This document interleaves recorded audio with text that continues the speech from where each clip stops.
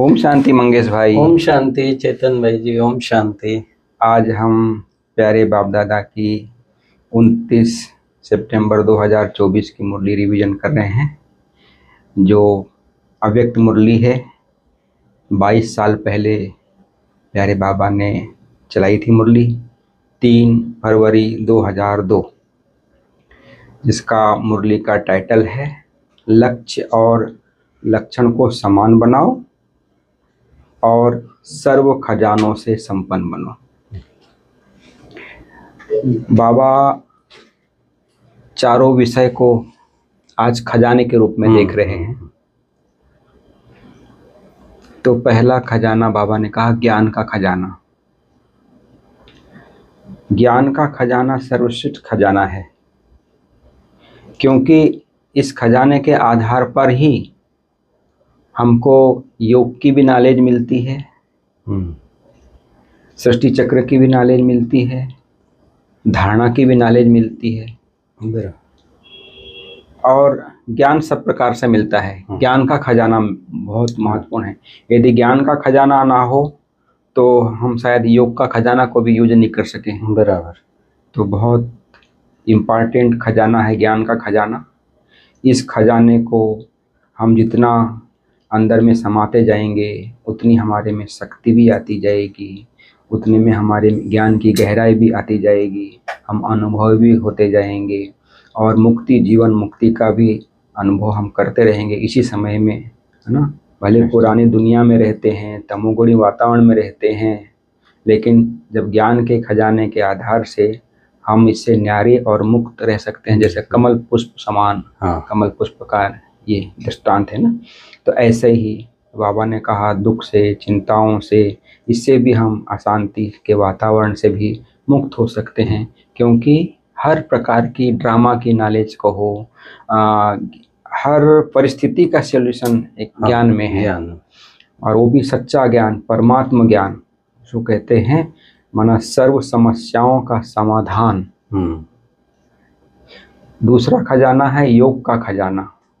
योग का खजाना में बाबा ने कहा शक्तियाँ हमारी, माना सर्वशक्तिवान जो बाबा कहते हैं ना, हमारा टाइटल बाबा ने दिया है। तो बाबा कहते हैं जितनी भी हमारी शक्तियाँ हैं वो हमारे में दिनचर्या में चेक करना है कि हमारे में वो है या नहीं। आज बाप दादा हर सब्जेक्ट में, हर खजाने में फुल देखना चाहते हैं। 1% भी या 1 गुण भी या 1 शक्ति भी कमी नहीं देखना चाहते हैं, क्योंकि बाबा बहुत रहमदिल है। हम बच्चों को बाप समान बनाना चाहते हैं, आप समान बनाना चाहते हैं और संपन्न बनाना चाहते हैं, और समय अनुसार जीवन मुक्त बनाना चाहते हैं। तो इसलिए बाबा कोई भी कमी कमजोरी बच्चों की रह ना जाए, इसलिए रहमदिल बनकर हर प्रकार से संपन्न बाबा के बच्चे बन जाएं, हर शक्तियों से संपन्न बन जाएं। इसलिए बाबा ने कहा चेक करते जाना है। यदि टाइटल हमारा सर्वशक्तिवान है तो सर्व शक्तियाँ हमारे में समाई हुई हों, उसका एक एक दिन में एक एक शक्ति का भी हम चेक कर सकते हैं। तो ऐसा लक्ष्य हम जब रखेंगे तो लक्षण ऑटोमेटिक आते रहेंगे। जैसे बाबा ने कहा हमारा लक्ष्य है सूर्यवंशी बनने का, चंद्रवंशी बनने का नहीं है, 16 कला संपूर्ण बनने का, मर्यादा पुरुषोत्तम बनने का, है ना, आदर्श जीवन का ये लक्ष्य है हमारा। दूसरों के लिए भी हमारा जीवन आदर्श बन जाए, सर्वशक्तियों से संपन्न बन जाए। तो हमारा लक्ष्य और लक्षण समान हो, इससे सर्व शक्तियाँ हमारे में जमा है या नहीं है, ये हम यदि चेक करते जाएंगे तो हमारे में योग का खजाना भी भरपूर होता जाएगा। ऐसी धारणाओं के खजाने में बाबा ने कहा जैसे गुणों का है, ये है गुण हैं, जितने भी गुण हैं उसमें से एक भी गुण कम ना हो, तो सर्वगुण हमारे में समाहित हो, कोई भी गुण की कमी ना हो। यदि कमी रह जाती है तो सर्वगुण में संपन्नता में नहीं कहलाएंगे, चंद्रवंशी में आ जाएंगे। फिर सेवा का खजाना बाबा ने कहा सेवा द्वारा मनसा वाचा कर्मणा की जो सेवा करते हैं हम, इसके माध्यम से हमको दुआओं का खजाना मिलता है, दुआएं मिलती हैं अनेक आत्माओं से। फिर बाबा ने कहा कि भाई सेवा ऐसी करना है जिससे मतलब हमारा वातावरण भी ये हो, माना हमें भी खुशी मिले हाँ। उससे, और हमारे हम जहाँ जिस स्थान पर सेवा कर रहे हैं वो स्थान भी पावरफुल बने, और साथी भी हमारे पावरफुल रहें, और जिनकी सेवा कर रहे हैं वो भी खुश हो जाएं, खुशी से भरपूर हो जाएं। तो ये बाबा का खुशनुमा जीवन हो हमारा, जैसे रूहानी गुलाब खुशी के जैसे अनुभव होते हैं ना, तो बाबा ने कहा ये हमारे माना हम बच्चों में भरपूर हो, कोई भी चीज़ की कमी ना रहे। बाबा एकदम हम बच्चों को संपन्न स्वरूप में देखते देते हैं, हमारा आदि और अनादि जो स्वरूप है उस स्वरूप में बाबा देख रहे हैं कि अनादि स्वरूप में हम कितने हर बात में संपन्न थे। बाबा कई बार मुरली में कहते हैं ना कि मैंने इतना आप लोगों को भरपूर किया, इतना संपन्न बना के भेजा, और कहाँ आप कहाँ गवा दिया। तो बाबा फिर सेवाओं का भी खजाना, संबंध, फिर बाबा ने कहा संबंध संपर्क का भी खजाना है ना, उससे भी हम आत्माओं को दुआओं का खजाना मिलता है, संबंधों के खजाना, जैसे हम जितने संबंध संपर्क में आते हैं, जिसके माध्यम से भी आते हैं, तो ये भी एक खजाना है, वो आप बताएंगे। इसलिए बाबा का प्यार हम बच्चों से बहुत है, जो बाबा चाहता है कि कोई भी बच्चा माना ये संपन्न बनने में पीछे ना रह जाए, है ना। फिर बाबा ने कहा सोमान और देह अभिमान, ये दो बातें बाबा ने खास विशेष बताई हैं कि हमारा जो सोमान में यदि रहते हैं तो देह अभिमान स्वतः खत्म हो जाता है। यदि देह अभिमान है तो हद में आ जाते हैं, अभिमान आ जाता है अपनी विशेषताओं का, अपने गुणों का, अपनी बुद्धि का, अपने कार्य का, अपने डिपार्टमेंट का, है ना। तो ये तो अभिमान ना आए, तो सोमान में हम आत्माएं रहें। सोमान अर्थात स्व का भान, आत्मा का भान, आत्मा के गुणों का भान, आत्मा हम जो हमारी सर्व शक्तियाँ हैं, सर्व गुण हैं, सर्व खजाने हैं, सर्व प्राप्तियाँ हैं, वो हमारे स्मृति में रहें। हमारे 5 स्वरूप एक स्मृति में रहें, इसको कहते हैं सोमान। यदि हम ये सोमान में नहीं रहते हैं, यदि सोमान भूल जाता है तो देह ध्यान आ जाता है। कि बाबा ने बार बार आज कहा है कि मैं, जैसे कोई भी बात में होता है ना कि हर सारे दिन में यदि हम चेक करें तो कितने बार हम मैं बोलते हैं, तो मैं मतलब मैं आत्मा, ना कि शरीर।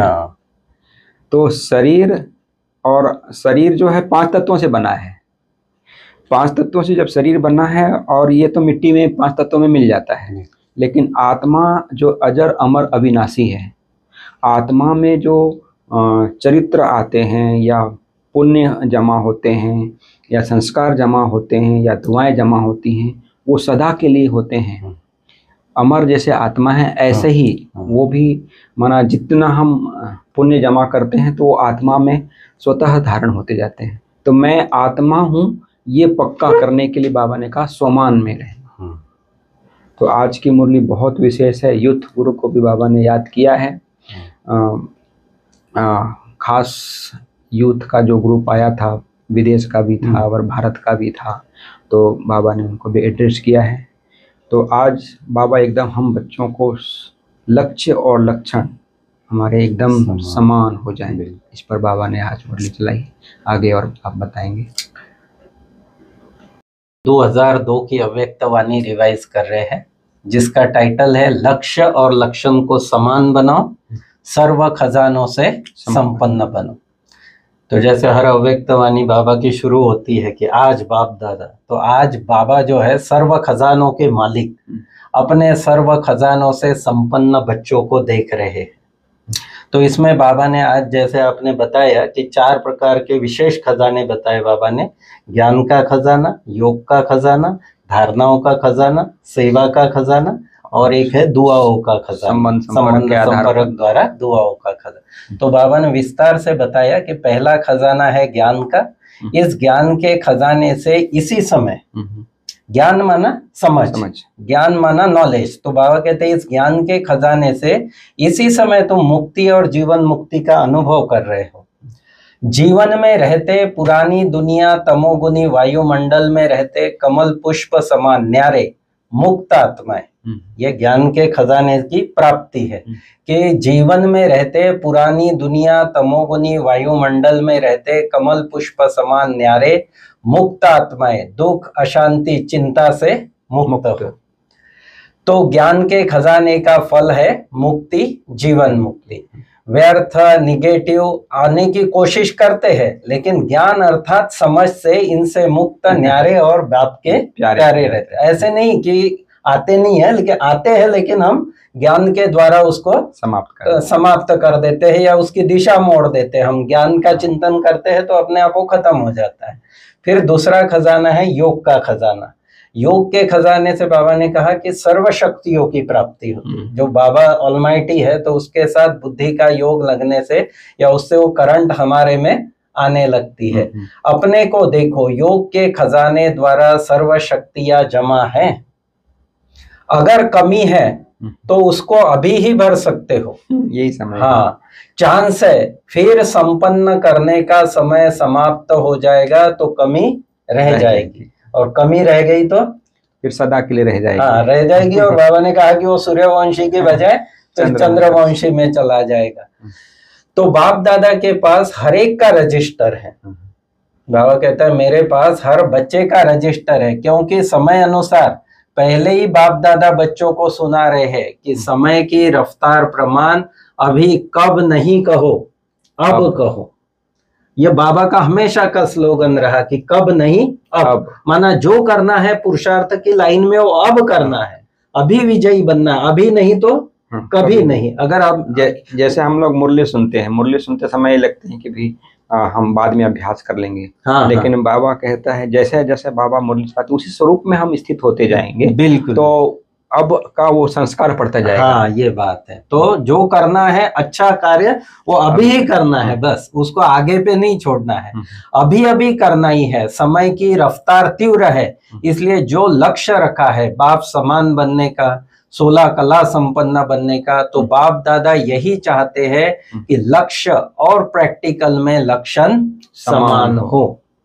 लक्ष्य और लक्षण प्रैक्टिकल में बाबा कहता है ये समान हो। यही बाबा के ज्ञान की सबसे बड़ी विशेषता है, क्योंकि बाबा धारणाओं पे अटेंशन दिला। बाबा सिर्फ ज्ञान नहीं देता, बाबा कहते हैं ये जो ब्रह्मा बना है तो ऐसे तुमको भी प्रैक्टिकल जीवन में, तो दुनिया वालों के ज्ञान में लाखों के लोग आते हैं। और यहाँ पर क्योंकि यहाँ धारणाओं की बात आ जाती है। तो फिर बाबा ने कहा तीसरा है धारणाओं का खजाना। तो धारणा का खजाना ही माना दिव्य गुणों की धारणा, तो इससे गुणों का खजाना जमा होता है। तो सर्व गुण है। बाबा ने प्रश्न पूछा कि जैसे पहले पूछा था कि सर्व शक्तियां हैं, अब वैसे बाबा अभी कह रहे हैं कि सर्व गुण है। कोई भी गुण की कमी है तो उसे चेक करके भरपूर हो जाओ, उसके लिए भी अभी ही समय है। फिर नहीं भरने का समय, सारे कल्प में पूरे 5000 वर्ष में फिर भरने का समय नहीं है, भरने का समय अभी यही संगम युगी है। फिर चौथा खजाना सेवा द्वारा आत्मिक खुशी की अनुभूति। वो भी बाबा कहते कहाँ तक की है। सेवा का अर्थ ही है आत्मा अपने को खुशनुमा खिला हुआ रूहानी गुलाब अनुभव करेगी। कितनी बड़ी बात। हाँ, सेवा द्वारा आत्मा अपने को खुशनुमा खिला हुआ रूहानी गुलाब अनुभव करेगी। सेवा द्वारा स्वयं भी और साथी भी, और साथ साथ पूरा वायुमंडल भी बाबा कहते हैं कि खुश हो जाए। यह है सेवा का खजाना। यदि सेवा करके, बाबा कहते हैं यदि सेवा करते हैं और उसकी खुशी नहीं मिलती है तो समझो यथार्थ सेवा नहीं है। राइट, बिल्कुल बिल्कुल। ऐसे ही बाबा आगे कहता है कि बाबा कहता है कई बच्चे कहते हैं कि बाबा हमारा बाबा से तो कनेक्शन है, शिव बाबा से बीच से हमारा कनेक्शन है, ब्राह्मण परिवार से कोई ये नहीं है, हम अलग ही रहेंगे। तो बाबा कहता है नहीं, ये भी रॉन्ग है। बाबा कहते हैं राजधानी में आना है, इसलिए संबंध संपर्क में भी आना ही है। माँ बाप के साथ परिवार संबंध संपर्क वालों की भी दुआएं बिल्कुल जरूरी है। तो संबंध संपर्क से यथार्थ खजाना मिलता है दुआएं। बिना संबंध संपर्क के दुआओं का खजाना जमा नहीं होगा। दुआओं से स्वयं भी लाइट और संबंध संपर्क में आए वह भी लाइट रहेंगे, खुश रहेंगे। तो बाप दादा का बच्चों से बहुत प्यार है, इसलिए समझाते हैं समझते हैं कि कोई पीछे ना रह जाए। हाँ, ये बाबा के दिल की आश रहती है, क्योंकि बाबा का हर बच्चे से आज खास मानो जरा भी रियायत नहीं। हाँ, 1% भी नहीं, बोले एक गुण भी कम है, एक शक्ति भी कम है तो नहीं चलेगा, नहीं चलेगा। सर्वोच्च मतलब सर्व। बिल्कुल। तो ये बाबा का प्यार है हमारे प्रति कि बाबा हमको संपन्न देखना चाहते हैं। तो बाबा कहते कोई भी बच्चा पीछे न रह जाए। देह पीछे रहने का कारण क्या होता है? तो उसका कारण बाबा ने कहा कि देह अभिमान। बार बार देह अभिमान आता है, उससे तुम्हारे मार्क्स कम हो जाते हैं। तो बाबा ने कहा कि देह अभिमान को मिटाने का सहज साधन है, जब भी मैं शब्द बोलो याद करो मैं कौन। तो मैं कौन का इसका सहज सिंपल उत्तर तो बाबा ने सबसे पहले यही दे दिया कि तुम देह नहीं, तुम आत्मा हो, अजर अमर अविनाशी चैतन्य सत्ता आत्मा हो। तो बाबा कहते पहले यही याद करो कि मैं देह, मैं कौन, मैं देह या आत्मा।